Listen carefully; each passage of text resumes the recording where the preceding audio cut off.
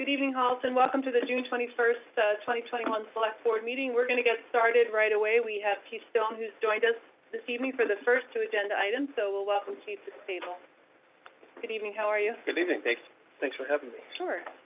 So you're here to talk about, give us an update, and the residents of Holliston, an update on the Woodland Street heavy commercial vehicle exclusion, and then we'll roll right into the service dog discussion. Sounds good. The floor is yours. So we've been actively educating down in the Woodland Street, Lowland Street Industrial Park, and on Woodland Street throughout the day on all three shifts. I've been down there personally. We've been talking to business owners.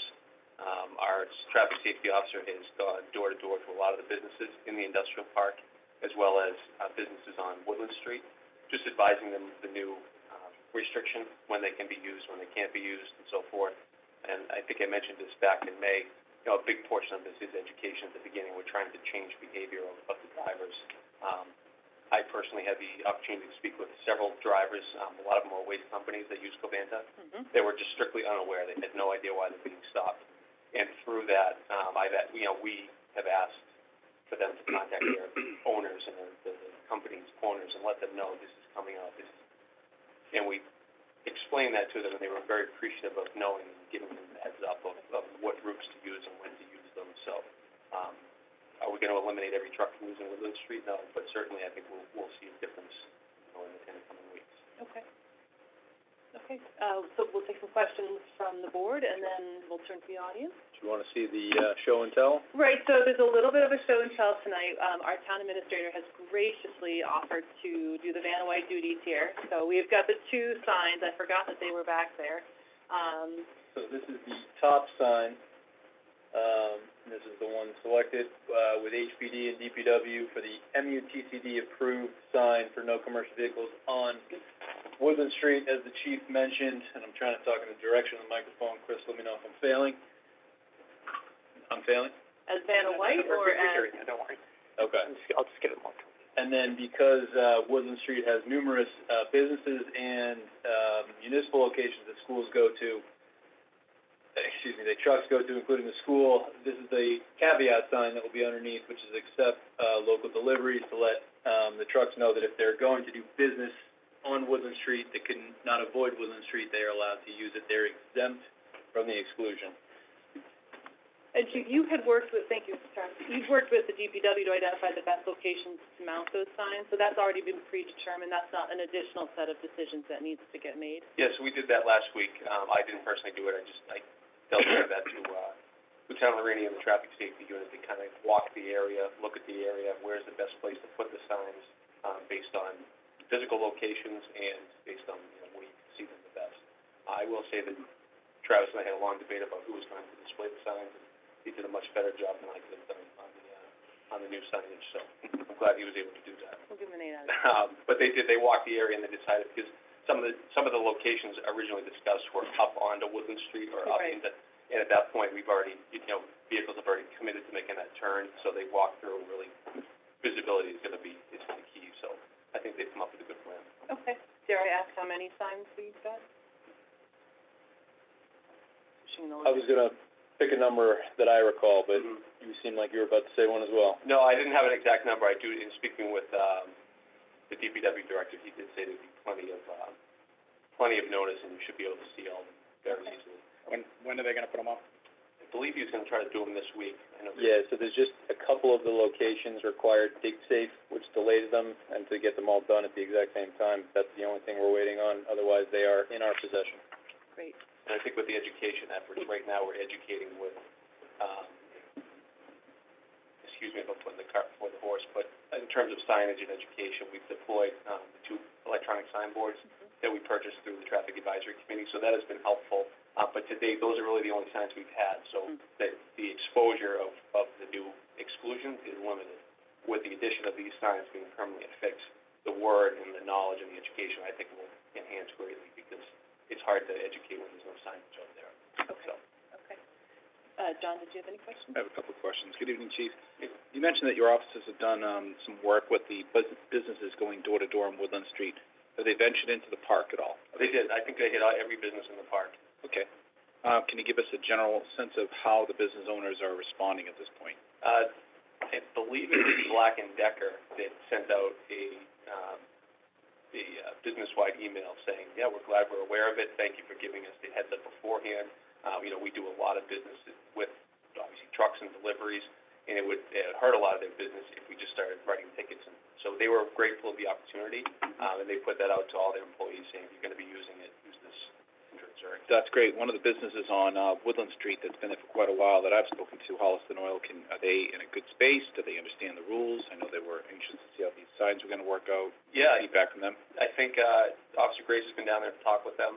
We changed some language on the electronic signboards that we had out there to, taking into account their recommendations and suggestions on that. So, is it going to change things? Sure, it's going to change things, but I think time will tell to see how much it actually does.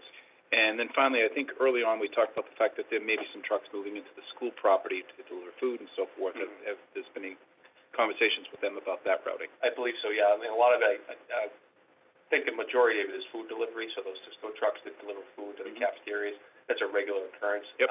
Certainly there are other ones toward the end of the year when they're ordering paper and supplies and so forth. So over time, I think we have been in contact with the schools, with the cafeteria crews and so forth. These signs that Travis just held up, they're pretty good size. Will one be above the other so that they'll be on the same post? Yeah, I believe that local deliveries will be below. Underneath. Underneath, yeah. Okay, very good. I'm all set. Thanks, Chief. Thank you. Thank you. I'm good. He actually asked my question, which was about businesses, so, Okay. good. Thank you. Yeah, I mean, I have a slightly different one, but were you getting questions? Are you getting feedback that the businesses had questions? Because I think we all would remember when we had the forum for the Lowland Industrial Park back in August, there was sort of a noticeable absence of businesses speaking up, and so I don't think the board wants to be in a black hole of understanding business concerns. So do you have a sense that they had questions? Were you hearing? Because this is also one of 7 that we've applied for, so there will be most likely other truck exclusions coming to Holliston. So understanding concerns that the business community may have has a tremendous value as we receive the approvals for the other truck exclusions. So is there a sense that they have common concerns? Again, I didn't speak with them directly, but Officer Grace did go Yeah. down, and I think just the introduction and advising them that we have a traffic safety officer, how to reach us if there is a concern. Okay. Just the simple introduction, knowing that we're here and available to help. Certainly if they have any issues, they could bring it to Travis's office or through us. We can address them as they come up. Nobody that I'm aware of has come to us directly, expressed concern. I think we're all in agreement that Woodland Street's probably the most complicated exclusion that we're looking at. Okay. Because it has the businesses. The other roads that we're talking about for the exclusions have very little businesses, and it's more black and white. So it's either you should be on the road or you shouldn't be. Woodland Street's different because it's just the number of access points, first of all, and the businesses and the proximity to the industrial park. Yeah, so, and we knew that going in, it's gonna be a challenge. We're gonna try to change behavior, which just doesn't happen overnight, so.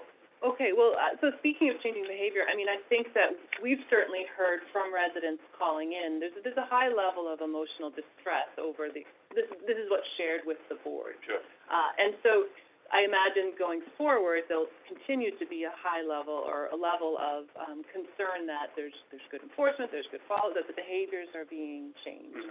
Mm-hmm. I think we heard loud and clear that it's been a long-standing issue, which means it's been a long-standing set of behaviors, and those tend to be harder to change. So I guess what I would say is I would take this opportunity just to stress the need for compliance with the heavy commercial vehicle exclusion. And my question, if there is one in what I'm saying, is if there are repeat, I don't want to use the wrong word here, if there are individuals who are not heeding the heavy commercial, you've done a great job. Mm-hmm. You've reached out, you've enforced their signage, you've educated their signage and so on. If we see that there are repeat individuals or companies that are not complying with the heavy commercial vehicle exclusion, I think a future conversation would be, well, then what? We don't have to have it today. Right. You've asked for some time. I think that's totally reasonable. But I think given what's on the other side of it, the list of residents who have spoken up quite strongly about their concerns, I think that would be a reasonable conversation to have in the future. So I'll drop it there and see if there's anybody on the call who would like to ask a question of Chief Stone specific to the Woodland Street heavy commercial vehicle exclusion. So I am not seeing any hands come up. So we're gonna move on the agenda to number 2 here, which is, a change of tone, a change of heart here, Holliston Police Department service dog discussion. Sure. So this kind of came about as an initiative from one of our officers, and I've always said I don't like to be the first and I don't like to be the last on different trends or different ideas. So the officer had asked, Officer Schrader had asked if he could make a presentation to me and my 2 lieutenants about a program that's been used in the area frequently, specifically in Norfolk, Middlesex counties, even out west a little bit in western Mass, about a community resource dog is what it's called. And it's a dog that's used for a variety of different reasons, for mental health assistance, for victims of domestic violence, sexual assault victims that, have to testify in court. This dog is specially trained to bring comfort and to bring calmness to a situation. It's often used sometimes in the schools or school follow-ups, again, mental health, using it with youth and family services. As a resource, it's basically another tool for us to use, similar to our clinician, not comparing our clinicians with dogs, but you know what I mean. Yeah. And having that ability to us and kind of soften an approach. It's also used in a way to start conversations sometimes. So having the dog, a child, or a young adult may not feel comfortable talking to a police officer in uniform, but may be comfortable petting a dog, talking with a dog, which then initiates the conversation about maybe what's happening at home or what's happening in school and so forth. So a number of, actually, District Attorney Morrissey out of Norfolk County gave a grant to Norfolk County Police Departments recently and bought 4, and Norfolk County is one of the smallest counties. He purchased 4 dogs for 4 different departments. So we've been in contact with those agencies to see how their program is going, and they say if they could have 2 or 3 of these dogs, they would. It's just that successful, and most of them are in early stages of development. Departments like Weymouth, Dedham, Needham, Walpole, Rentham, Sharon. I was at a training recently of the Doug Flutie Foundation about law enforcement response to children and adults with autism, and they had 2 service dogs there at the training, and 2 officers spoke about how they can interact with folks with autism and respond to autism-type calls with the service dog and how much of a benefit that is. So we're in the exploratory phase now. I had asked Travis permission to start raising funds, similar to how we did in the K-9, our patrol K-9.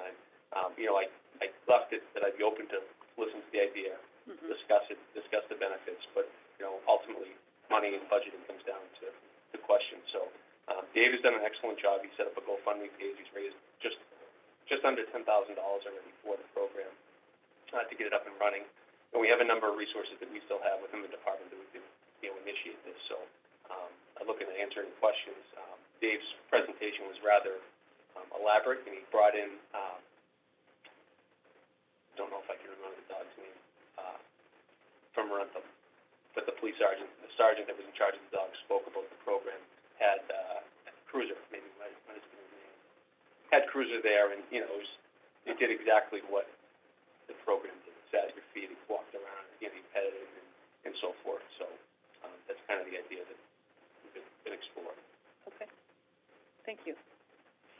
John?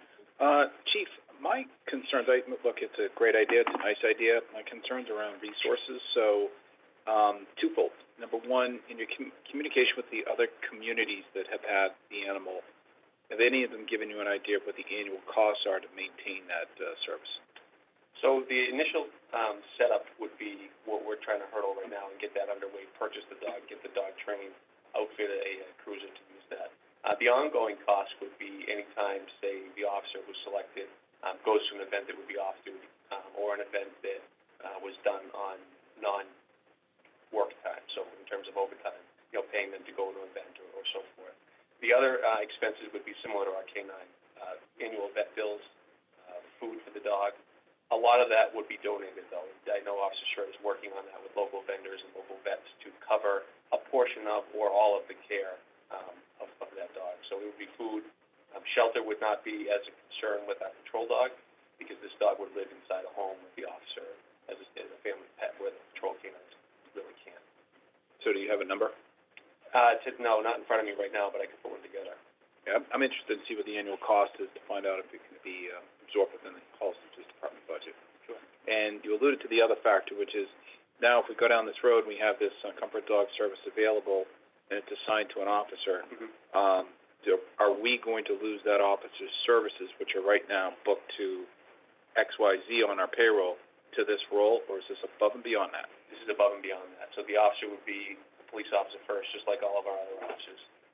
They would be specially trained with this. This would be a resource, but Sergeant Hagan is a patrol supervisor first. He runs his shift. He works a regular patrol shift, answers call for service. He just drives around with the dog in his car and is available. Same with whoever the officer is that gets selected. He would answer calls for service, conduct traffic enforcement, but be available for special community events and so forth. So the dog's traveling with the handler during his or her shift, and then goes home with that officer at that time. The dog's not really going to be at the station so much; he'll be mobile in and about the community. For the most part, some dogs, during the day, depending on the shift, the dog would be able to be left alone with another person or another officer and basically sleep at the station or hang out at the station during a patrol shift. So if the officer was caught up on a call for several hours, they had to go write reports. Unlike the police canine that can't really be around other people and be pet, this dog would be more of a resource dog. Does this have any impact on the collective bargaining agreement, assigning this role to one officer? It would have to be put out as an assignment to all officers, so all officers would be available to apply for it. There would be a process there. Dave has done a lot of work for the program and has put a lot of effort into it. And I explained this to Dave. I said it would have to be put out to everybody as an option. Well said. Thank you. Ben? John likes to say my questions. Copy of homework. You copy mine.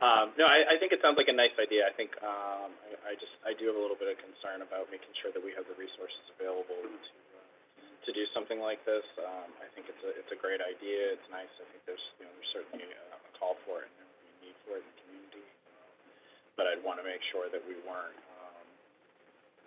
sacrificing other services and other, important critical functions in efforts to do this. It's a little bit above and beyond. It's a useful function, but it's not necessarily a critical function at this time. So I think I just want to make sure I understand the plan and what the costs would be before I would feel comfortable saying this to someone. It's true. I can put that together and I can, take Dave and I've had several of the departments offer their officers to come in and speak with the board, but I didn't think we were there yet. I wanted to introduce the idea and discuss any preliminary questions that we had, but certainly bringing in another canine handler or another motorcycle officer to speak about their specific specialty, they could certainly answer that. If the board wanted to do it sometime, we could invite one of those handlers in and have them answer specific questions about it and put together some annual costs. What it would cost. You had that event at Coffee Haven as well with State Police, right? We did, yeah. So the State Police has a comfort, I think it's called a comfort dog, and then several staffs in college brought their dog, their community resource dog with them, and that was a big hit. And like I said, we're collecting funds now to help defray some of the costs. But I see the benefits, especially for us in breaking down barriers in law enforcement, in today's world, and sparking that community outreach and that community. It's just one other thing that we do in Holliston to make that available to people. So I can certainly get that info. Yeah, I share John and Ben's comments about the resource issue. When you read through the monthly reports for the police department, it's quite obvious the volume of calls that you have for mental health needs, domestic violence, and specifically those that involve children. The need is there, and so are we staffed with resources where both duty, the normal policing duties can be performed, and then this dog will be probably in high demand. And so I share the concerns about resources. I would not want to be in a position where we're having to do it for one or the other kind of thing. Like, right. I think that this is a complement. So knowing, as John and Ben have asked for the cost, I think it's valuable.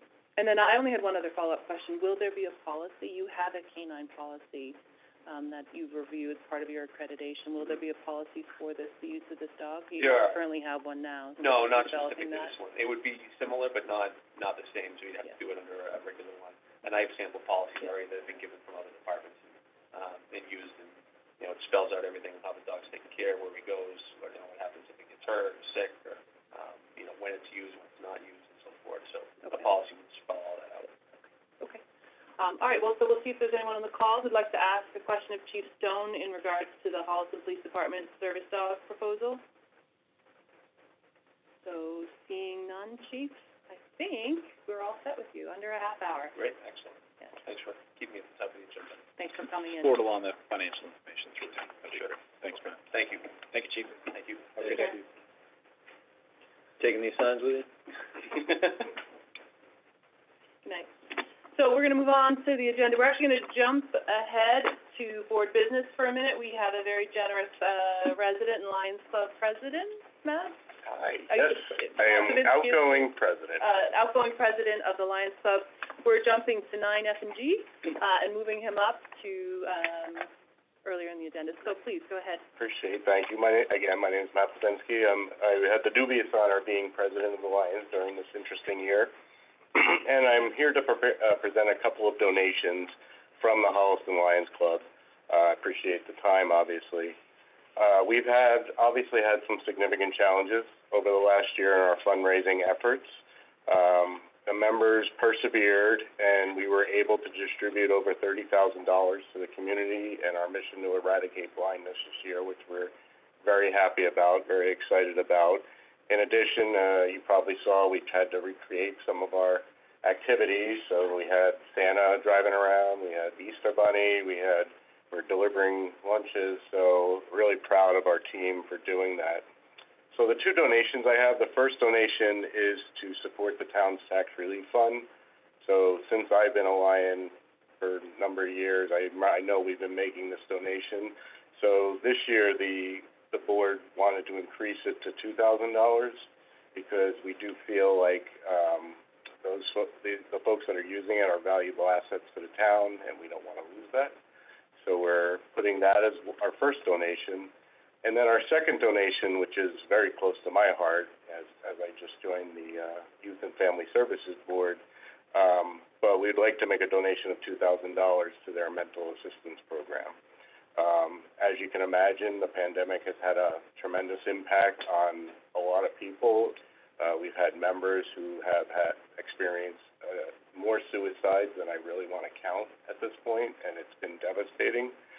We believe that Jackie and the team are doing an awesome job helping and supporting the town, so we are just ecstatic to make this donation as well, which is new for the club. So that's what I have. We are also, speaking of the chief, we voted to donate $1,000 to the service dog program as well, which I'll be contributing that next week. And that's it. One quick plug, the carnival is on July 7th through the 10th, so we're happy that's going to happen again. At least we think it's going to happen. Who knows, with pandemic, things can change. But so that's what I had for the donations, but I appreciate the time. Thank you very much. So the board will, deliberate on making a motion for both of those, and let me just offer my heartfelt thank you. The new, donation to the Youth and Family Services Fund is truly remarkable. So thank you to all the Lions Club members for the work that they've done to fundraise what is in total tonight $4,000. Quite remarkable. And so I will, unless there are questions from John and Ben? I have a question for Travis. Okay.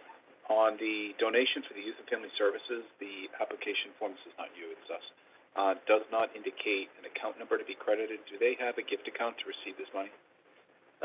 They do. I think we just need to run that through the accounting department. As this is the first year that the Lions Club is donating to that, so I will get that filled out tomorrow. All right, so leave it blank. Yep. Okay, I'm good. Okay, Ben? I don't have any questions, just, thank you very much. Really appreciate that. It's very generous.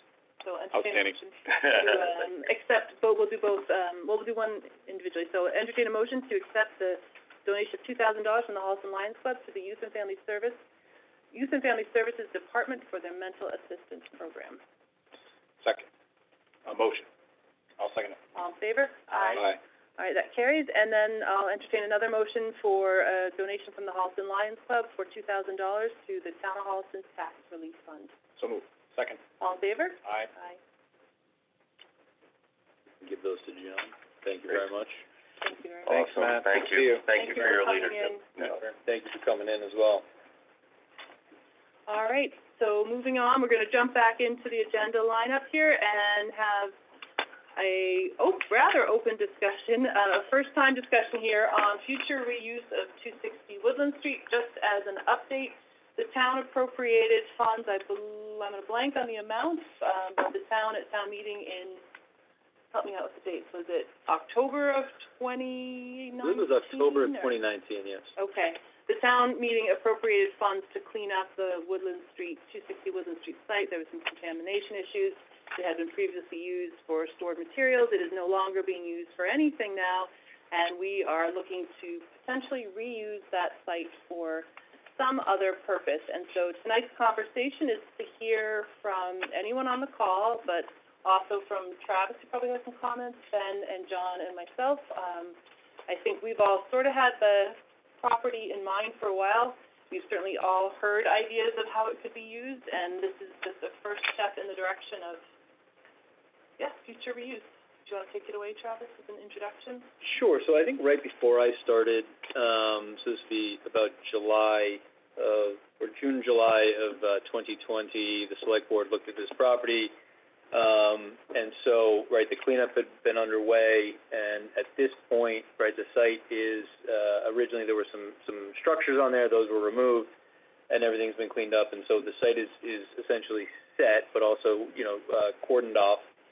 And at this point, it is, it abuts the rail trail. There has been interest for a variety of different purposes throughout town, for area that would be for recreational use. This is one that obviously has, very specific parameters around it in that it abuts the rail trail, which is the easiest way to access it. And so, in all of the questions that have sort of come through my office or the Parks office in my discussions with Mark Frank, the Park Director, I think there's a few potential uses that I know have come through to me, including, in no particular order, a dog park and a pump track, which is another way of saying a skate park. And none of those are specific necessarily to 260 Woodland by itself. There are sort of interests for new service amenities in town, and again, very different uses, but also uses that have been expressed from a desire of residents.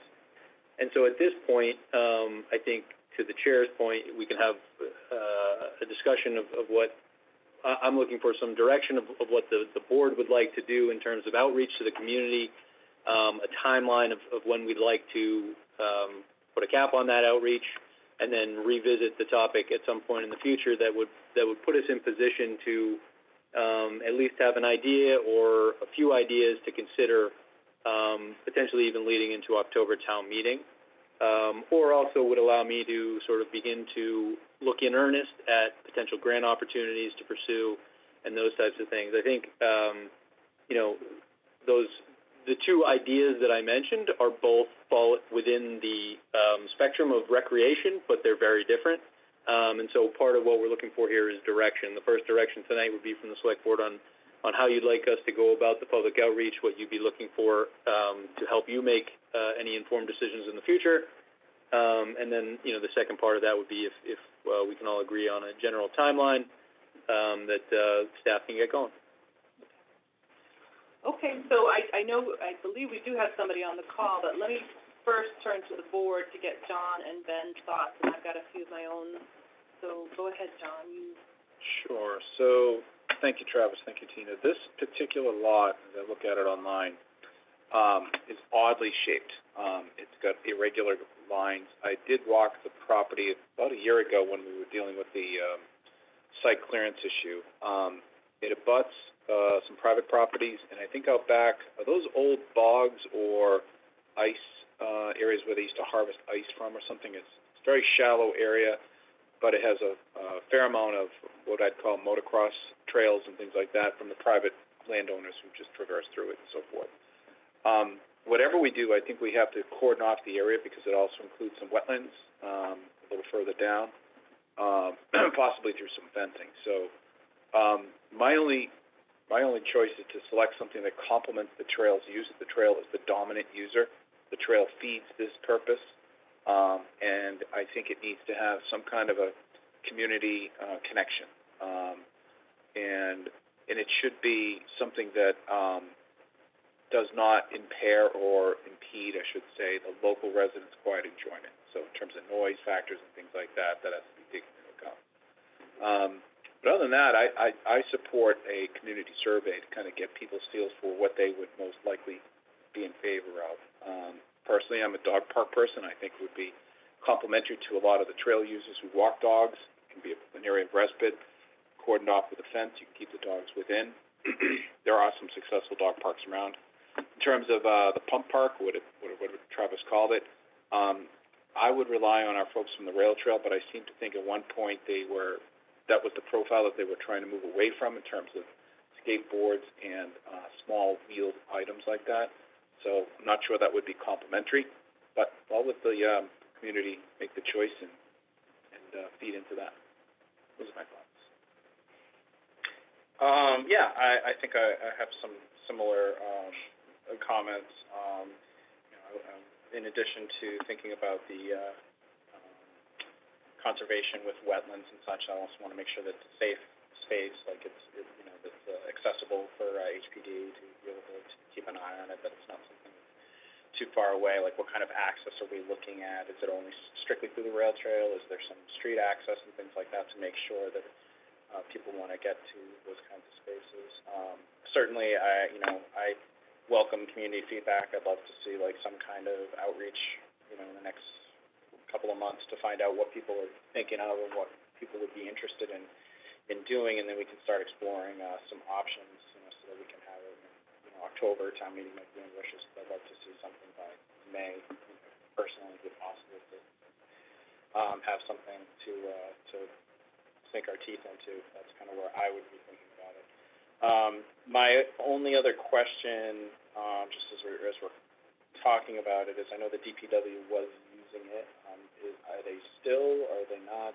So it's basically just... They did for a short time, Ben, when the area around Casey's was reclaimed. They put some of the tailings and grindings in there, I believe. Okay. I don't know if they're still there. I haven't been down there lately, but it was meant to be temporary. We did that project as a cost savings because there was no sort of long-term solution. And, if there's an emergency, there's been times where they've had to access it. But again, they've begun to transition based on, the direction from the board to using Marshall Street, and has looked for alternatives based on direction from the board. I'm a little more interested in something like a pump track. I do find that sometimes some kids who enjoy things like skateboarding and things like that are often ostracized and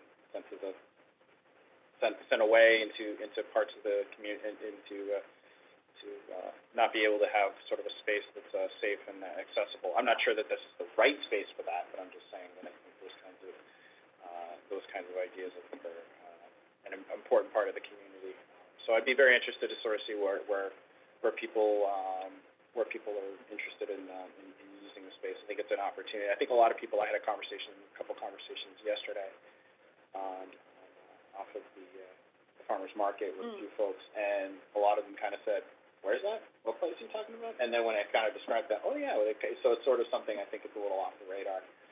So getting it on people's radar to start thinking about it, I think would be a good idea. But I do want to make sure that it's a safe place that people can access. Travis, do you have the size of the property, by the way? I don't. I can put up the, because we're not of the gonna irregular see it. shape, Ben, it's an odd, Yeah. like, if it said it was 10,000 square feet, half of it is like a boundary along the rail trail, so I'm using. Right. Very odd. So it is along the rail trail, and so actually something that, Mr. Sparrow just said, is part of the direction that I'd be looking for tonight for the IT director and I, to sort of put together something that we could put on the website to get feedback. One would be, the concept that, you'd be interested, but, if it's not this site, we still might be interested. So part of the survey, and this is a thought for us to discuss tonight, would be, one, we want to know what people's ideas are, but two, is the survey going to speak to some of the complicating factors of this particular site, and what makes the most sense for 260 Woodland specifically, right? And so if the idea is that we're getting a lot of feedback on one item, but this ultimately is not the site for it, it also is sort of giving the town Parks and Rec Committee, the Parks Commission, the Select Board, the feedback that we have a desire for something. If this site isn't the one, we should still be pursuing something like that at potentially a different site. Now, my only concern there is I certainly don't want to step on the toes of the Parks commission, which does have a master plan and those types of things. But I think at the same point, I would look to work with Mark Frank, their director, to make sure that any information we would gather through a survey would be beneficial to them. But I think that, one, we could certainly accomplish both things in questions with this, which would be what are you looking for as a service level or amenity in town? And specifically to the way that this site is what is the use in your mind that you think would be the best use of the site? I think they're two different questions potentially, but maybe not, I'm not sure. One other party that I'd be interested in hearing from is the Rail Trail Committee. Yep. I've thought a lot about this, and I think, to your comment, and to yours as well, community feedback is gonna be the driving factor here. So then what is the role of the board in this? And the way I looked at it was, well, number one, to facilitate this process, but number two is to make sure we're not walking this town into a situation where there's inherent conflict. So you brought up safety, you brought up the intended use of the rail trail, and so I think those are important questions to kind of address. So whatever ends up being at 260 Woodland Street, is there work that the town's going to need to do ahead of time, like access, like guardrails, so to speak, so that if you're coming out with a dog or you're coming out with a kid on a bike, that you have clear expectations? Is there work that needs to be done ahead of time to make sure that we're not setting up inherent conflict? So that was one thought, and then also long-term operations and management, right? Like, one idea may come with a significant responsibility in terms of operation and management, perhaps even liability, whereas another idea may come with a significantly less burden of future operations management and potential liability for the town. So those, to me, seem like important questions for this board to address. However, I don't think we have enough information right now. I like the idea of doing this as site-specific. I like, if we're going to survey the community, to be saying at 260 Woodland Street. I think that makes a better survey, I think. I don't know a ton about surveying, but I think that when you give people limited options, you get better results than leaving it broadly open, because this, in the end, is not a vision, a master plan development kind of process. And so I personally am leaning more towards making it site-specific. But, so what we have on the table, is it a dog park? As something that's come up to the surface of the board's awareness. We have a pump track that's come up to the surface of the board's awareness. Is there anything else? Is that what we're talking about, putting out for the community to? The other one I heard was sort of an extension of Blair Square, which would be an area of respite, picnic tables, and just a rest area where you sit while you're on the trail, park off, pull off, if you will. A rest area. Okay. Right, you could geotag on the rail trail, those types of things, EDC. With amenities? Is this a place where you could put a septic system and have good Lord, did I say that? I think because of the wetlands, I don't wanna say no, but, I would say. There probably was one there at one point. There were houses there a long time ago, but, Okay. you know, honestly, structures. Close structures. So are you guys comfortable with major comments to turn to the, audience here, people on the call? So I think, we have Josh Solberg, who's got his hand up. Josh, I'm gonna let you speak. Just please introduce yourself and your address. Certainly. Thank you for having me. I'm Josh Solberg. I'm at 101 Shaw Farm Road in beautiful Holliston. Some of you have interacted with me a little bit before. I am probably like the major voice in the pump track suggestion for this site. I just want to briefly kind of clarify what a pump track is and tell you that there's a similar thing in Alston, Cambridge, called the Alston pump track. That's basically combined a pump track, which is like a undulating circuit for bicycles, skateboards, and other kind of wheeled vehicles like scooters to ride on. And it also has a section around it that is a small skate park for other features for skateboards to ride on. So it's not just like an avenue for skateboards or for bicycles. It's for pretty much any kind of wheeled vehicle that kids or adults would ride on. And I say kids or adults because pump tracks, skate parks, all these things, they're popular just as well with adults and with kids. And that's one thing that makes, I think, the location at 260 Woodlands so beneficial for this. The proximity to the rail trail makes it so that people who just might be riding by with their kids might want to come take a look, and get their kids interested in these sports, which have been proven over and over and over again to be a good way for kids who might not be interested in or good at regular team on team sports to have some sort of physical activity that they can enjoy. Also, its proximity to the middle school makes it kind of like a natural avenue for kids who are otherwise just going to kind of wander around downtown to have something to do after school. The other thing that I'd like to tell you in this short time that I have, I don't want to take up too much of your time, is I had created a Facebook page for my proposal some time ago, a few months ago, and without very much in the way of promoting it, I've got 194 members, other people who have liked the group. I've also gotten unsolicited offers of donations of money, services, materials, use of equipment. So there's a lot of community support for this. Like I said, just from the little amount of like spreading the word that I've done. And if you have any questions for me, please feel free. Yeah, Josh, I'm gonna let John ask you a question. So go for it. Josh, hi, it's John Cronin. Thanks for your input on this. I have two questions. You mentioned that you were looking for areas where kids who are not typical team sport players or team on team, I think you said. I recall speaking with you back in March, and I think you came before us via Zoom, and we're promoting the idea of trying to get Parks and Rec to repurpose Potomac tennis courts. Was this for that purpose? And if it was, how did that work out?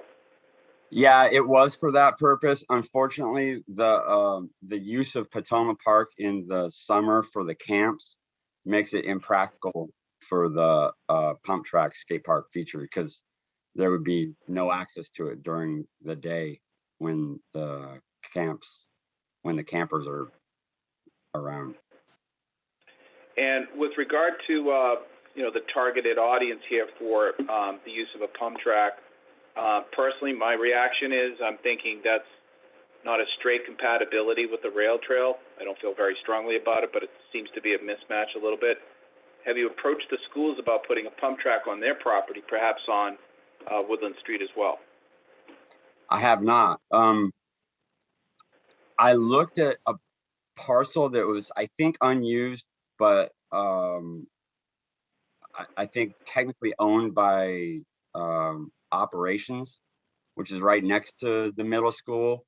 It didn't seem like something that would work just because of it was like very proximal to the middle school, and I just think that it would probably be like an attractive nuisance to middle schoolers who wanted to get out of class. But I haven't discussed anything with the middle school. I looked also with Mark Frank, because I was working with him early on, at the unused parcel at Stoddard Park, which is like adjacent to the soccer fields, and that's a great parcel. The only problem is parking, because people would have to buy parking passes in order to use it. But that would be as you're heading down into Stoddard Park to the left, right? Correct. All the way to the left. There's soccer fields, and then it's like grass mixed with gravel, fenced rectangular lot, and then there's like grasslands going into the lake. Okay. And so that spot, I'm sorry, go ahead. No, I was just, is there an outcome with Parks and Rec on your search for a solution, or are they still looking? Mr. Frank actually directed me to the 260 Woodland spot.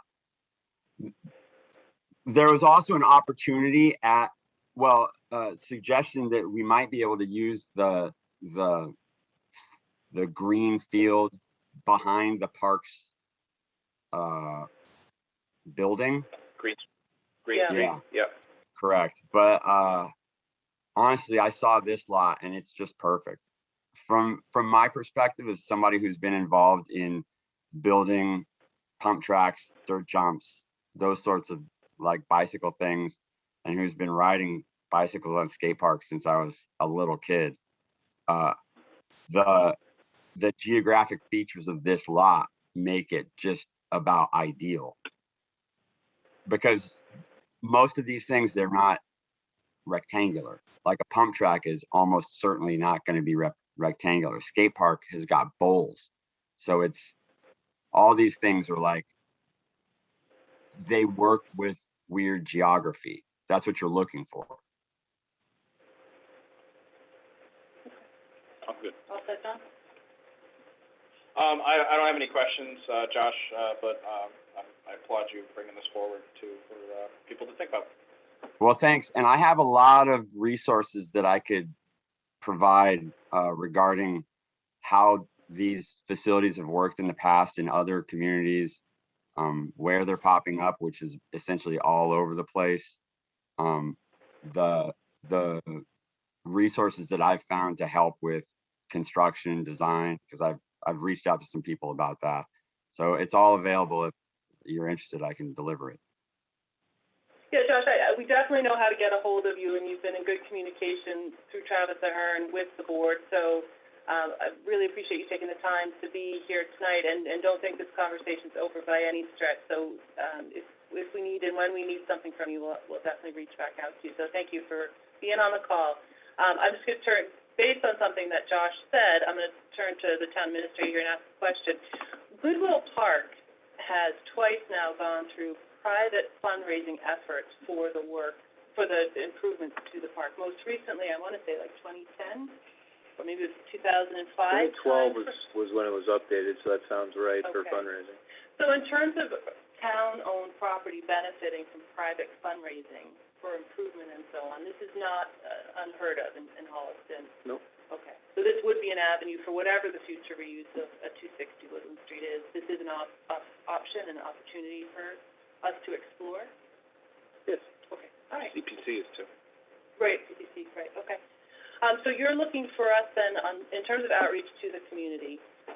The comment of a survey keeps coming up. I'm just not quite sure on the logistics of how that works. Who creates the survey? How are the questions vetted? How is it distributed? Chris Mayo created the one for Front Street, which got, I think, a lot of good feedback, and we used to keep the board updated on feedback on the pilot of the Front Street one-way. So it would be a similar type survey. We put it online. I think, the discussion, again, would be how pinpointed we want it. Do we want to reach out to the community and say, what are you looking for out of any open space, right? I mean, that's a much different conversation than a map of 260, description of the site specifically, a little bit of background, and then, please provide your recommended use. We could even throw out a couple of solutions if we wanted to do that. That's the type of really direction. After that, Chris Mayo, can build the survey. Yeah. But it's really the direction you'd like to go. Okay, John, are you feeling strongly one way or the other in terms of a survey that's site-specific with a couple options and put that out to the community? Yeah. Or yes, okay. I mean, I think if we're even talking about October town meeting, if we make it too broad, we're going to shoot right past that and miss that as an opportunity for whatever the next step may be. So I think if we narrow it in and make it specific again to 260 Woodland Street and put out the three options that have been discussed here tonight, I suppose if John or Benny or I hear of any more, we'll have a couple days to eat them on through. Maybe this meeting tonight and the Holliston Reporter article tomorrow will generate a few more comments, but so I think we're looking at a survey sent to the community. It would be posted on the town website, and then it would be on the town website, and then the next thing I would just need to know is how long you want it out there. I mean, 4 to 6 weeks, 3 to 5 weeks. I mean, Front Street we left out because it was during the duration of a project we were piloting, right? This is more however long, and we would bring this back to you with the results at the time that we closed the surveys. I do have one concern with using the website only, and that's it's not going to be accessible by children. So if we're talking about a space that we potentially want to have as recreation for the youth in town, I think we need their voices to weigh in. I see a value, at least. Maybe you guys don't, but how do you get it out to high school students, to middle-aged school students? So here's my question. Would you be comfortable with me contacting somebody on the school committee to explore distribution lists and, maybe some feedback on the surveys? They've done a ton of surveying this past year. And they would potentially be able to put us in direct contact with the classes, in all the different grades in the school. So at least we would feel like we've reached that audience if they chose to participate. I think, I'd be happy to work through them in any distribution they have. I think, the social media that we have, in terms of Facebook is generally, has an older demographic. Would your middle-aged self go to the We don't have a website? TikTok account, so, I'd be happy to explore any avenue you'd like, Right. to make sure we get full participation. I can work with the groups that we talked about as well in terms of the Rail Trail Committee, Parks Commission, to make sure that, their clientele, their frequent Yeah. flyers, so to Yep, speak, right. make sure that they're pushing it to make sure we get all those perspectives. Okay. I'd also like to make sure that the respondents identify themselves somehow, that anonymity doesn't fly. We're not looking for statistics, we want citizen-led feedback, so, it's important. Good. And I'd like to, and also just, talking about timing, I think we should try to have something, I don't know how much we're gonna do in October, with this. I mean, but I would Okay. certainly say that, I personally, maybe we look to try to have something by like the end of August, something that we can at least start to look at if we wanna. Survey data, Yeah, I mean, I think so. I mean, maybe I'm being a little too ambitious there, but I mean, that would give us, a couple weeks to set up a survey and then, 6 weeks to get some response, and then we could be looking at, next steps. We could be exploring, like, what do we wanna do? Do we wanna, create a, the Blair Square Commission, the 260 Woodland, group that could start putting together, more concrete plans, and then with the hope of putting something in front of town meeting in May. That's my personal thought. Okay. I think that seems, it's 2 months away, so, end of August. Okay. All right, well, I think we've talked this one through. I think you got the conversation you were looking for, Travis, so that said, let's move on to warrants, and tonight's warrant, John. This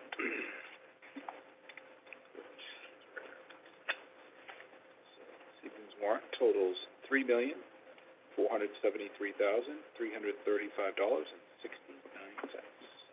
Motion, do I have a second? I will second the motion. All in favor? Aye. All right, moving on to public comment. John? Lots to thank all over the place, but all the organizers for this weekend's, successful launch of the Holliston Farmers Market, all around, everybody, the participants, the organizers, the weatherman, everything was great. Good entry for a great community event. So, thank you to everyone who made that successful. Thank you. I will reiterate that. I stopped by and it was pretty great. I was there around 11:30 and there was parking available, so I hope people will make sure that they realize that it's 9 to 1 and they go and participate in the community event. I will say, I had a nice meeting with Carrie from the Agricultural Committee today, just talking, introducing ourselves and having a conversation, and she was asking about the butterfly house that they have currently as part of the AgCom, but it's not necessarily under their mandate and what they what they were originally chartered to do. So they're looking to see if there's anyone out in the community who would be interested in managing the facility. There's no butterflies there now, but looking at we did talk about a few different groups to reach out to, maybe the schools, maybe the Holliston and Bloom, and just seeing if there's anyone out in the community who'd be interested in taking that up and working on the day-to-day management of that facility. It needs a little bit of care and attention for several months, and if they want any more information, they can go to the town's website and visit the boards and committees of the agriculture. Okay. Thank you. I wanted to join John in thanking all those involved. Bobby Blair, fantastic job organizing a great group of volunteers. It was a really impressive operation, so to speak. Absolutely want to thank our newly inducted town crier. I don't know Travis, if you knew we had one, but you can find him. He's the guy walking around for official events with a long plume on his hat ringing the bell. But specifically wanted to call out Matt Zedek. I don't know if you might have seen him down there, Ben. But Matt spent yet another weekend day in the town of Holliston promoting his efforts as sustainability coordinator. So he was out there in the blazing sun from 9 to 1 or longer, supporting the Clean Energy Challenge effort that's underway. And I just think it's a wonderful example of town staff committing their own personal time on the weekend for the projects that they are involved in. And I'm not sure how much the community is aware of the dedication of some of our town hall employees. So I really wanted to thank Matt Zedek for his time. He was earlier in June out there for the Rain Barrel event, so volunteered more of his time that day. And the trail count data from Sunday, we had 900 people come to Blair Square during the farmers market, so we for sure had a good turnout. You weren't there to see it yourself. So do we have any comments from listeners on the call? So I don't see any hands up. We're going to move on to the update from our town administrator. Great. Thank you very much. With the most recent reorganization of the school committee, the ARPA steering group has been finalized. So Cynthia Stevnik is chair of the school committee and will be on that seat for the ARPA steering group. The select board designated John Cronin, finance committee Ken Shada, the superintendent of schools, the emergency management director, Chief Cassidy, and myself. I'll get all the information out. I would assume that group will spend some time acclimating itself to all the guidance we have at our disposal, and then reaching out to all departments, boards, and committees with guidance and giving a period of time for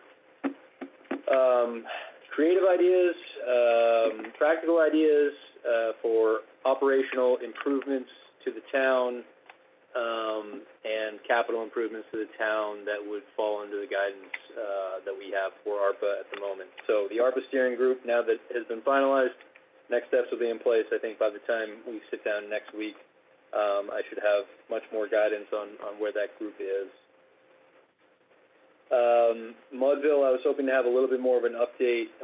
We're trying to move quickly on that. I know there's a lot of interest to see that project move ahead. We have a pre-construction meeting next week, and after that, either myself or perhaps Tom Smith will be able to give the group an update on hard timelines that we have to see that project completed. Excited that the contract is all set, and now the pre-construction meeting will lead to a timeline that we can present to you, make sure all those residents are aware, and have a place for those residents to make sure they get any questions answered as we lead into that. Additionally, on 9 Green Street, we had a brief conversation at the last meeting with the select board. I've reached out to PAR, who is rearing to go, and so I think at this point, all I need is, it would be preferable for the select board to have July 12th or July 19th as the meeting where we get a presentation, reach out to the community, make sure we get any interested parties there to ask questions directly to PAR Corp as well. So July 12th or the 19th would work. The select board would have a sort of, we would schedule it, or we would frame it similar to what we did in Lowland Industrial Park, which would be a public forum. We would do the outreach we would normally do for public hearing, just as good measure. Look for a lot of input, make sure a lot of eyeballs are on it, and then schedule them most likely to follow up, including any questions that come out of that forum with the planning board in August. Okay. July 12th or 19th doesn't have a huge significant difference for me, so I'm going to go with July 12th unless you... Sounds good to me. Good? Sure. All right, so I will get that booked, and then August 12th would be the rough time that they would be able to get on a planning board agenda. Again, they have quite a bit of information. I'm happy to get it out there for people to review ahead of time, and then we'll have PAR here to answer any questions. One last point I just want to make on the calendar that we have for the ATA, HR Director hiring. The committee is going to be reviewing the initial 5 candidates. Very strong pool that we got that closed last Friday. We had quite a bit of people, quite a lot of people doing HR director position professionally, very strong resumes. 5 were selected for their fit with the job posting. and the committee will meet this Wednesday and Thursday. A second round in July, will engage myself, a neighboring town manager, and, who is a resident of Holliston, and, the chair of the select board for round 2. Round 3, we would be looking probably at July 12th or 19th as well, to have the select board interview that, the chosen selected candidate, be able to ask any questions, introduce them to the community, and at that point, if all is amenable, appoint the assistant town administrator, HR director. So it's a bit of a truncated timeline. We are trying to move fast to fill that position. If we were to stick to that timeline and nothing goes sideways, which sometimes they do, we would be hoping to have somebody in the seat by early August. That is all I have for you. Okay, thank you very much. Any questions, John or Ben? I have two. Travis, will we be seeing the letter that, the board requested to send to Rep. Dykmer and Senator Spilka regarding the utility issue? Yes, I had a conversation with Rep. Dykema about it today. A little bit more information that, we'll look at and get that finalized. I had a handful of complaints from residents, in the Winter Street area relative to the road construction that's going on over there. From what I could gather, it was a combination of road conditions, traveling while the road is under construction, as well as some signage issues. There was a fence issue, which I saw this morning you dealt with. It just reminds me that DPW should be patrolling that street. It's a major cut-through, as you know, while the road is open, to make sure the contractor's leaving at the end of the day in a drivable, safe condition. So if you could pass along on Sean. He was great. He was very responsive last night when I was talking to him. But I heard from quite a few residents last night, so good.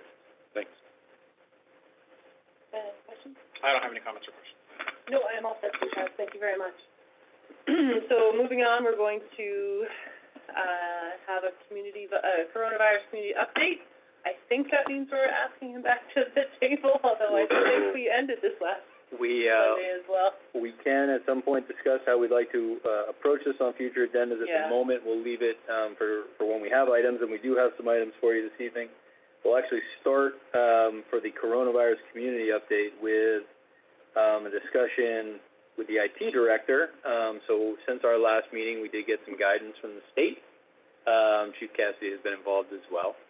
And, so some direction from the state on meetings. We are allowed to extend, the use of technology to, do our public meetings. We're gonna bring Chris up. Chief Cassidy will take his seat. I'm narrating for the audience.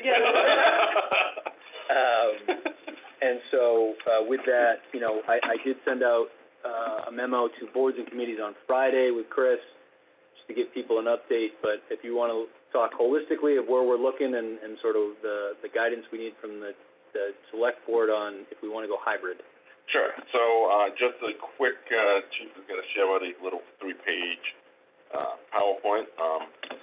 So far, we've done 487 public Zoom meetings. Can I just introduce you first? Sure. So, for those who don't know, this is Chris Mayo, our, Information Technology Director. Nice to have you at the table.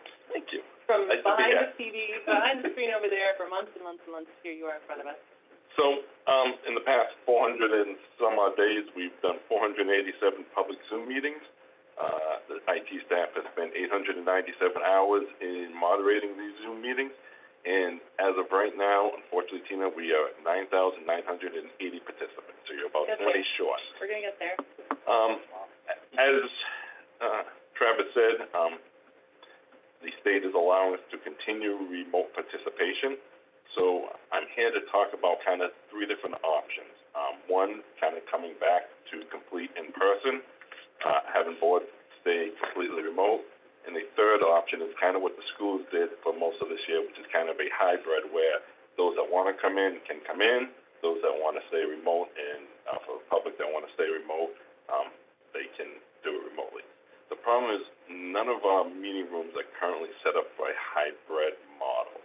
So if you want to kind of go down the hybrid model, what we would need to look at is bringing in, I think, mobile meeting rooms. So if you go to the second slide, we haven't already done that.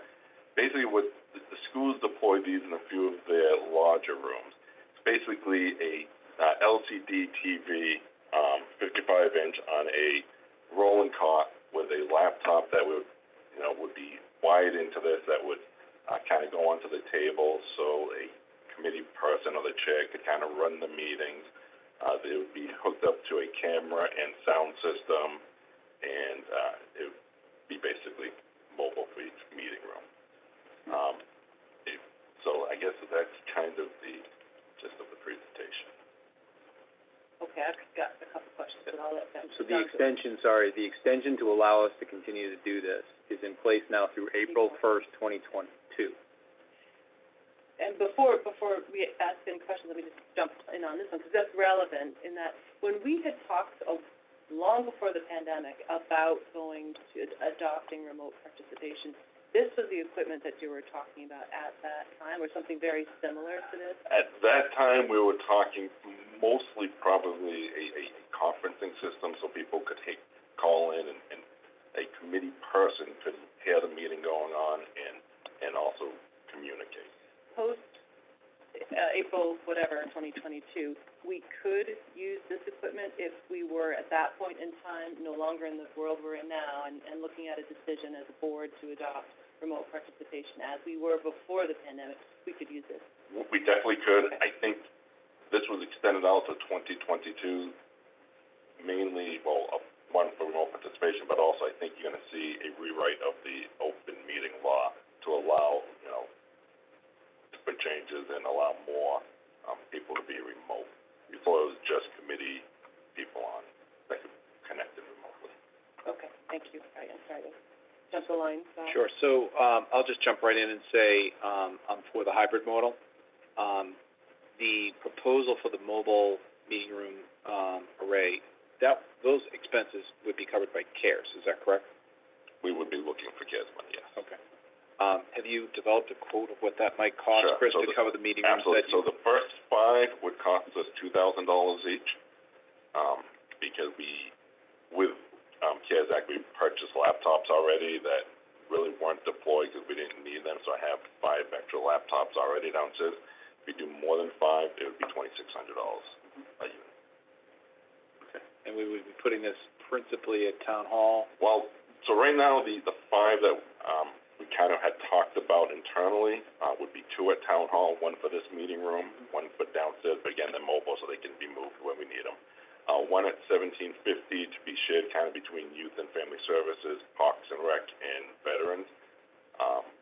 And 1 at the Senior Center and 1 at the library.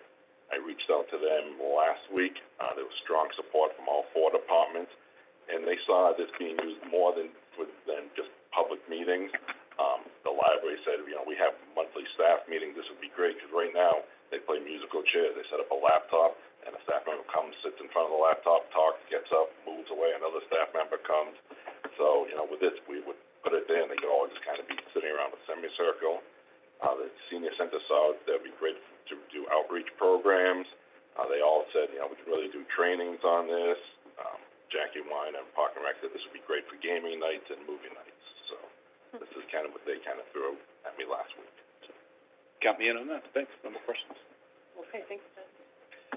No, I'm there too. I think a hybrid model is probably the way to go. I think we've seen the benefits of having particularly public participation. I mean, there's certainly been some meetings that we wouldn't have been able to get all the people in the room to be able to participate, and I think, residents are starting to feel comfortable and almost expect that level of, engagement, with us as, in government. So I think it's good. I think my only question about something like this is I do think, I like the cart. I think it's a great idea.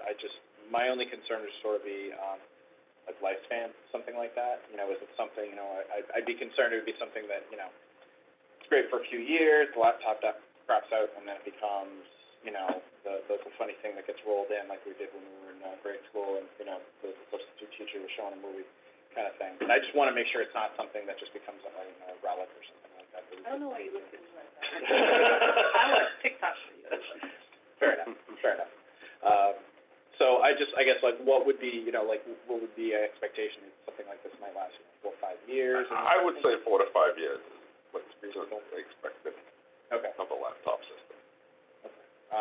So yeah, I think it's great. I think this is something that we should move in this direction. I think people are gonna expect this kind of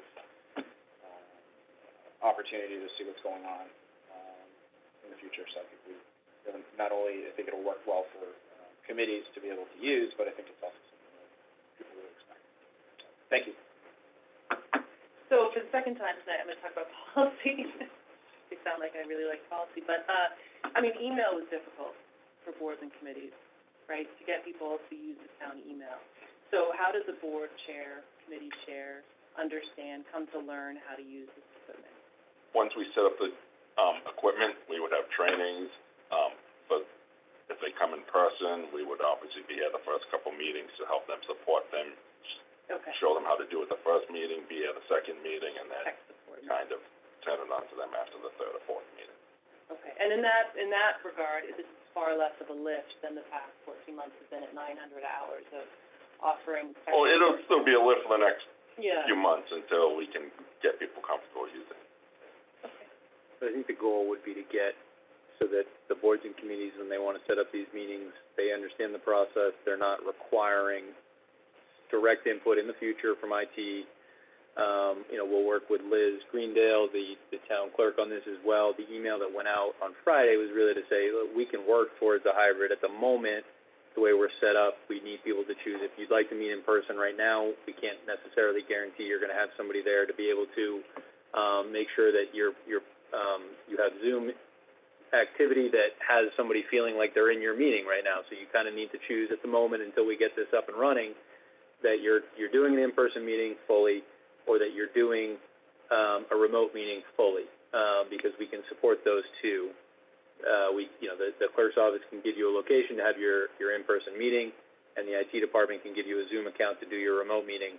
But until we have this equipment, if multiple, groups were to want to have meetings on the same night, the select board has this room. If multiple people were to want it, we wouldn't be able to support all the requests for hybrid meetings. Once we go through this process that Chris laid out, and it sounds like there's support for, then we would be able to be offering these. Once people get up and running on them, then they would stop needing sort of direct IT support, ideally, and we could get back to sort of having our IT director on a normal schedule, which would be nice. So none of this, I know why we're looking at this. This is about the equipment, but none of this is saying, as a committee, you've got to have a quorum in the room. We're not making that decision. That's not a part of this conversation right now. This is really a technology question or issue before the board. Okay. It is. I will say, as Chris Mayo explained, the long-term solution beyond April 22 is going to be a change to the law, because, if we had not got the extension until April, it was not up to the town to say whether or not a quorum was needed in the room. That was the law. It's the extension that allows us to continue to work in this model, and now, with what we've done in terms of remote participation from not only the public perspective, but having members of the board vote via Zoom, that we can continue to do. And now, because of this sort of new reality and extended period, we have a little bit of understanding of the timeline, which we did not have going into the pandemic. Now, looking at this hybrid model certainly makes sense from the IT director's perspective, and it sounds like the select board's as well. Okay. Are you prepared to make a CARES request tonight, or do you need some time and you'll be back before us next week? I can make a request now. I feel like what I would like to do is purchase 5 of these for $10,000 total. Let me just get consensus from John and Ben if you're prepared for that tonight. Yes. Yes. Okay, all right, so then I'll entertain a motion for the purchase of 5 mobile units at the cost of $10,000 each for the, Not each, total. sorry, so $2,000 each for a total of $10,000 to allow for the hybrid model for boards and committees, functions. So moved. I'll second it with the comment that this is becoming from CARES. Okay, all in favor? Aye. Thank you very much. Thanks, Chris. Good luck. Thank you. All right, so then, moving on to number 8, the CARES Act ARPA programmatic update. You get Nancy back there, it's all yours. Green with envy as someone else is sitting in that chair. Thank you very much. It's delightful to be back here after such a lengthy time away from you all. So 2 things. First of all, from an ARPA perspective, as of 2:15 this afternoon, our request to ANF is in. It has been acknowledged. So we will get our first tranche of funds in the near future. That will come with a notice electronically with other, state funding that's coming over. So it's, thank you for the support of the board, the vote of the board, the signature of the signatures of the chair last week, and that is in and, submitted. The thing I'm looking for guidance for tonight, and this is sort of, just similar to the way the IT director was talking about the new operating environment. Previously, the board had voted, 2 times daily cleaning and sanitizing of certain municipal buildings, and as the buildings have reopened, as our case counts are down, as we're learning more and more about how the disease does or doesn't transmit between individuals, the question is, at what point do we change our model of high touch, high traffic? Do we change from 2 times a day to 1 time a day? Do we change, fully back to just a normal cleaning schedule and only bring in high touch, high traffic if there were a case where there was a close contact in one of the municipal buildings? Just looking for some guidance from the board so that we can provide that to not only the vendor but also the department heads at the affected buildings. We did discuss this last Wednesday at our department head meeting, and we sort of put it on their radar that there could be some changes, and obviously some staff are more comfortable than others with this being modified or eliminated, but we just need to work through that. Yes, go ahead, John. If you're looking for our feedback. Yeah, well, just one point of clarification, when you were before us last week, the CARES money needs to be allocated by October 31st. 29th. Should October be. 29th. Should be, yes, okay, I think that's relevant. And those communities that have not, should expect to turn the remaining balance back over to the Gulf Fund. I think that's relevant because we've also talked about how the board needs to be considering a possible surge in the fall. We don't know yet. So we have time is all I was trying to establish here with an October 29th timeline there. John, go ahead, I'm sorry. So we have adequate resources within the CARES budget to carry these services forward. I'm not ready to take my foot off the pedal on this yet. I think there's still some signs ahead that variants are emerging. We will be heading into a fall season. There's no reason to allow this to creep back into our lives. So primarily money is there. Mm-hmm. We can support keeping the regimen going into the fall, and we can evaluate it then. So I have a follow-up question on it, maybe premature, but I'll ask it anyways. Can ARPA pick up elements of services like this when CARES ends? Yes. So you get the picture. Mm-hmm. And I would share your concerns with regards to, especially we're watching the Delta variant. Yep. The variant of concern. They've changed the nomenclature, although they still have numbers and letters assigned to them. They're now using Greek letters by which they're naming them. So Delta is the one of which is expected to become the primary variant in the United States within a very short time. Quick sidebar question. Do you happen to know if the police are still disinfecting the vehicles with their fogger, or is that practice ended? Following a guess, there is the use of the fogger. Got it. Thanks, Mike. Sure. Good. Yeah. Okay.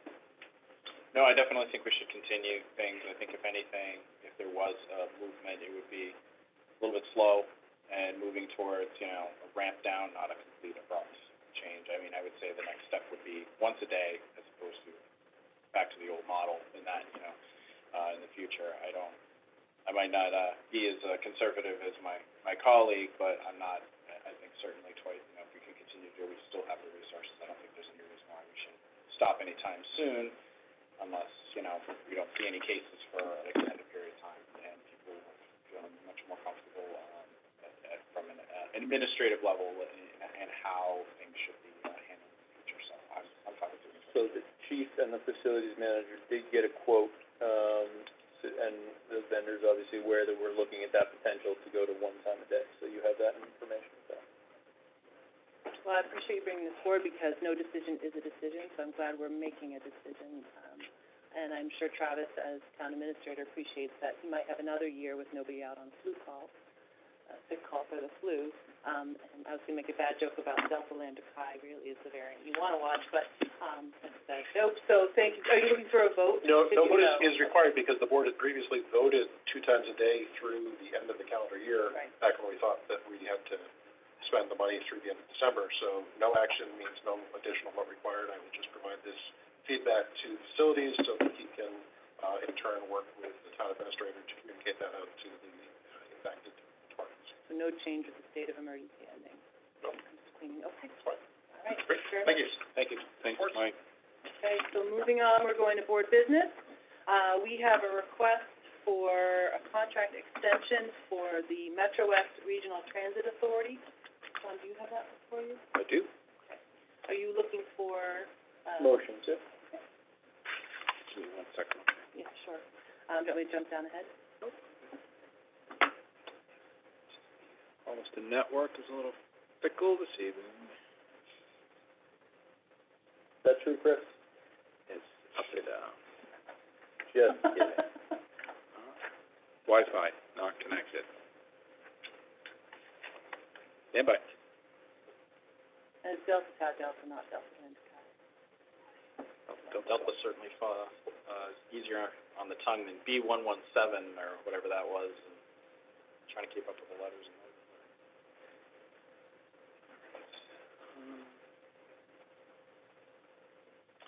So, do you want me to read it and you can make the motion? No, I want to go back to what Tina was just talking about, because you advanced a motion for number 8. Did we need to take a motion on that to continue the services? No, the chief just mentioned, no action, will So, keep no, us so steady that state. suffices. Okay, good, good. So the motion would be to move to authorize the 2021 to 2022 contract extension for the elderly and disabled transportation services between the MWRTA and the town of Holliston. Unless there's discussion, we'll move to a second on that. I'll second it. Okay, all in favor? Aye. We have a one-day beer and wine license, crafted to serve at Arcadian Farm. So I have a motion to, move to authorize the one-day liquor license for Crafted at Arcadian Farms on Saturday, June 26, 2021, from 12 p.m. to 3 p.m. for a summer kickoff event. Okay, we have a motion, second. I will, second it with the comment that it's for wine and beer. Okay, we have a motion and a second, all in favor? All right. Aye. And this, B and C was my error here on the agenda. C is clearly not a legitimate item, that was part of B.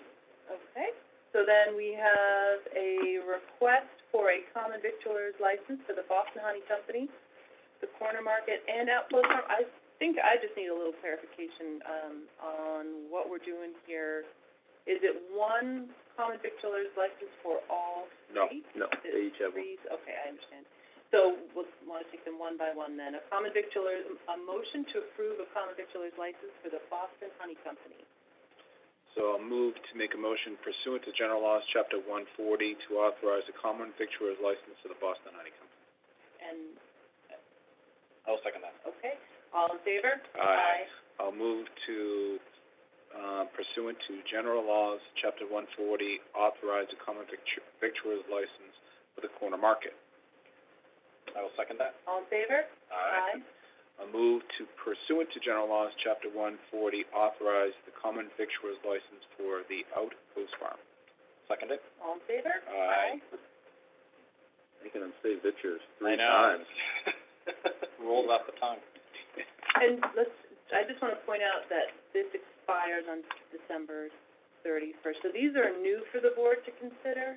They are new requests. You do these on an annual basis, and these are 3 new requests. Okay, thank you.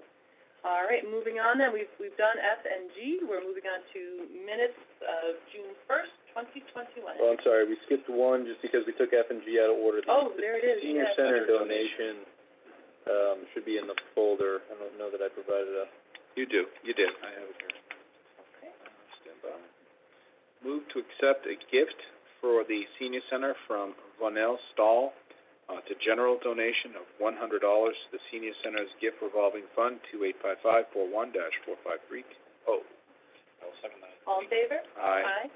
Okay, now we're moving on to approve the minutes of June 1st. I'll make that motion. Second. All in favor? Aye. And then finally, we have some some housekeeping here, some good housekeeping, in terms of finishing up on an article that was approved by town meeting in October of 2019. At that point in time, the town meeting approved the appropriation of $500,000 for the purchase of an agricultural preservation restriction Through the CPC. for, It was through the CPC. through the CPC for the preservation of 28 acres, of property known as Thistledew Farm. The land will permanently be conserved for the purposes of agriculture. So the total purchase price for that agricultural preservation restriction was $1.1 million, of which, again, through the CPC, the town appropriated $500,000. And what we're looking at tonight is signing the closing documents. So Travis, you are looking for a vote. Yes, the clerk has a motion. I can go through anything else, but obviously you just gave the highlights on it. That's good. The $500,000, just thank you to Frank Chamberlain, who, hopped to as the request came through here, and in the warrant that the clerk read earlier was the $500,000 check through the CPC that comes out of our books, but obviously from that specific fund. And so with this, you will all sign the document on behalf of the town. I will get that to the MDAR, the Massachusetts Department of Agricultural Resources, which also put up a significant amount of the funding here. And forever and always, this property, even if it changes hands, will only be for agricultural uses. I'd like to, move to authorize the signing of the closing documents, the agricultural preservation restriction of Thistledew Farm, as approved by the October 2019 special town meeting. I'll second that. All in favor? Aye. And it's worth pointing out that that land, was owned by Charles Nickerson, who is the World War II veteran who was honored on Memorial Day and is our oldest living veteran. So thank you to Mr. Nickerson. All right, so I believe that's the end of board business.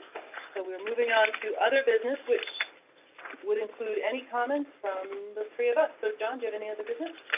Just want to make a general announcement. There will be no change in the trash and recycling pickup the week of July 5th through July 9th, 2021. That is all I have at this time. And just a reminder, Saturday, July 10th, is the Household Hazardous Waste Day, 8 a.m. to 12 p.m. at the Robert Adams Middle School, access via the Placentino. That those timeframes will be posted until capacity is reached. Thank you. Ben, any other business? The only thing I have is that, Wednesday afternoon is the Pizza with Police at Basil's Pizza from 2 to 5 p.m. And, so if you want to go, chat with a police officer, get some pizza, head on down to Basil's from 2 to 5 on Wednesday. Okay, well, I actually do have an item that might require board action tonight. Last week when we did our appointments, our annual appointments, we did not appoint, I think we're looking to change the appointment for the OPEB Trust Committee. So traditionally, it is the chair of the select board. John, you served in the role last year. As chair, I am interested in having you continue to serve in that role. I love saying that, and I love saying it in that way. I can make a motion to appoint Tina Hine, I think, in all seriousness, John, I think that you would, perform the duties quite well and would. Sounds good to me. Okay, so I'm gonna make a motion to designate John Cronin, clerk of the select board, to the OPEB Trust Fund. I'll make that motion, or you made a motion, I'll second. Okay, all in favor? Aye. You're in, or you're not out. That's right. Okay, I think that's it for other business, so unless there's anything else from the room, I will entertain a motion to, Did you want to check any, forgive me, on the, I did virtual see board there? everybody's face is up there on the board, so let me look at the computer screen here. If there's anyone from the audience or listeners who might want to ask a question, I keep saying audience, but, I see nothing, so now I will entertain a motion to adjourn. So moved. Second. All in favor? Aye. Good night, and thank you for attending our June 21st meeting. See you next week.